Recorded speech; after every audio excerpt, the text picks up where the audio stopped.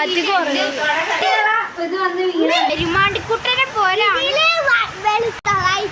നിങ്ങൾക്ക് കാണാൻ പറ്റാത്തത് അതില് വെളിച്ചായതുകൊണ്ടാണ്.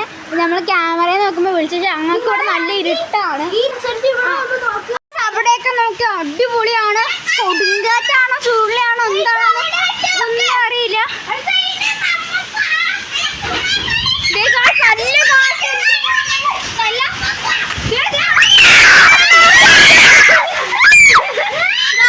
ഫുള്ള് ഭയങ്കര കുഴപ്പത്തിലാണ് ഇവിടെ മൊത്തം. എല്ലാം നല്ല കാറ്റാണ്.